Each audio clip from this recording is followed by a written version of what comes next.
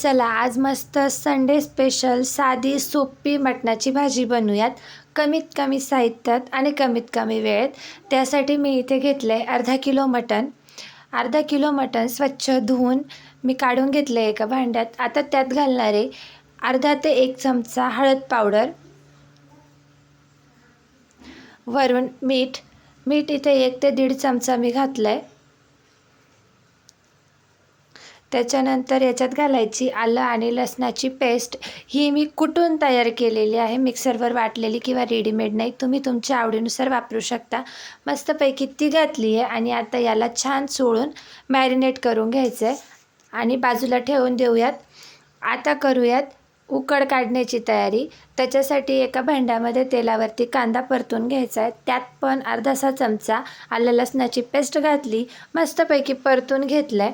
छान कांदा गुलाबी झाला परतला की त्याच्यात आपण जे मॅरिनेट केलेलं मटण आहे ते सगळं घालून द्यायचं आहे. ते घालून झाल्यानंतर छान परतून घ्यायचं आहे. 3 ते 4 मिनटं जवळजवळ हे मटण छान परतून घ्यायचं आहे. हे परतल्यानंतर याचासुद्धा जो रंग आहे तो बदलतो, थोडं फुलून येतं आणि तेल सोडतं, त्याचं पाणी सुटायला देखील सुरुवात होते. असं झालं की आता आपल्याला याच्यामध्ये गरम पाणी घालायचं आहे. मटण शिजायला नेहमी गरम पाणीच वापरायचं, त्याने ते पटकनही शिजतं आणि चव पण छान येते. इथे उकळलेलं पाणी घातलं आहे, आपल्याला हवं त्याप्रमाणे घालायचं आहे. नंतर झाकण ठेवून छान उकळून घ्यायचं आहे. नंतर ते उतू यायला लागलं, त्याच्यामुळे मी त्याच्यावरती असं एक स्टीलचं ताट ठेवलं. त्या ताटातसुद्धा पाणी घातलं आहे. जर गरज वाटली तर आपण हेच गरम पाणी पुन्हा त्याच्यात घालायचे. असं करून छान मऊसूत आपल्याला हे मटण शिजवून घ्यायचं आहे. मटण शिजतं आहे तोपर्यंत आता आपण मसाल्याची तयारी करूया. तिथे मसाल्यासाठी मी 2 ते 3 उभे चिरलेले कांदे, 1 खोबऱ्याची वाटी, तेजपानं, 2 ते 3 लाल मिरच्या, 2 ते 3 हिरव्या मिरच्या, धने, डाळवं आणि थोडे कच्चे मसाले ज्यात वेलची आणि दालचिनीचा तुकडा आहे एवढं घेतलं आहे. आता हा मसाला आपल्याला छान तव्यात भाजून घ्यायचा आहे.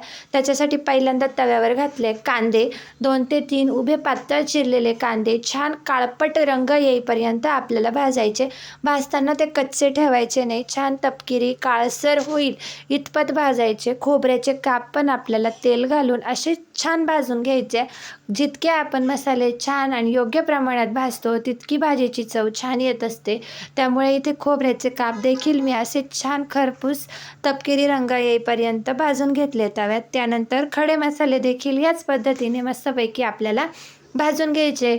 इथे मी मिरच्या आणि इतर जे काही खडे मसाले घेतले होते ते पण घालून घेतले आणि ते सुद्धा आपल्याला छान खरपूस भाजून घ्यायचे.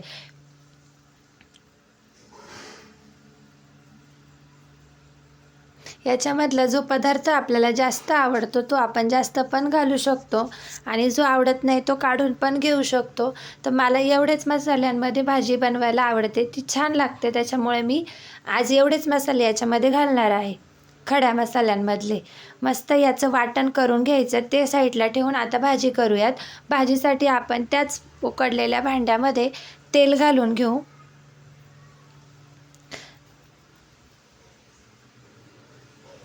तेल घालून झाल्यानंतर त्याच्यामध्ये जे आपण मसाला भाजून घेतला होता त्याचं जे वाटण तयार केलं आहे ते वाटण घालायचं. ते वाटण तेलावरती छान परतून घ्यायचं. तेल सुटेपर्यंत वाटण परतलं की त्याला तवंग छान येतो आणि भाजीसुद्धा चवीला छान लागते. त्यामुळे इथे मी हे वाटण छान तेल सुटेपर्यंत परतून घेणार आहे आणि नंतर त्यात इतर गोष्टी टाकूयात. हे बघा, असं साईडने वाटण परतत आलं की त्याला तेल सुटतं आणि त्यानंतर आता आपल्याला याच्यात घालायची लाल मिरचीची पावडर. इथे 1 चमचा लाल मिरची पावडर, घरातला साठवणीचा जो मसाला असतो तो मसाला मी इथे 2 ते 2.5 चमचे घातला आहे. त्यानंतर अर्धा चमचा हळद, हिंग घालायचा आहे. त्याच्यानंतर एव्हरेस्टचा जो मटण मसाला असतो तो मला आवडतो या भाजीत घालायला, त्याच्यामुळे तो मसाला मी माझ्या आवडीनुसार घातला आहे याच्यामध्ये. एवढं साहित्य घालून याला छान मिक्स करून घ्यायचं आहे. मिक्स करून झाल्यानंतर आपण जे मटण उकडलेलं आहे त्याचं जे पाणी असतं ते पाणी 1 पळीभर या मसाल्यामध्ये घालायचं आणि ते पाणी घालून झालं की मसाला छान पुन्हा एकदा परतून घ्यायचा. हे पाणी घातल्यामुळे भाजीचा जो तवंग येतो तो जाडसर येतो आणि भाजीचा रंग खुलून येतो, छान रंग येतो भाजीला. त्यानंतर उकडलेलं सर्व जे मटण आहे ते आपल्याला आता या मसाल्यांमध्ये घालून घ्यायचे. हे घातल्यानंतर याला पुन्हा परतून घ्यायचं आणि जर आपल्याला गरज वाटली तर त्यात अजून उकळलेलं पाणी घालायचं. प्रत्येक वेळेस पाणी घालताना ते गरमच असलं पाहिजे याची मात्र काळजी घ्यायची. मस्तपैकी आपल्याला हवं त्या प्रमाणात घट्ट पातळ बघून पाणी ॲड करायचं आणि छान दणकवून याला 5 ते 10 मिनटं उकळून द्यायचं. खूप कमी वेळात कमी साहित्यात ही भाजी तयार होते. एकदा अशा पद्धतीने साधं सोपं मटणाचं कालवण नक्की करून बघा.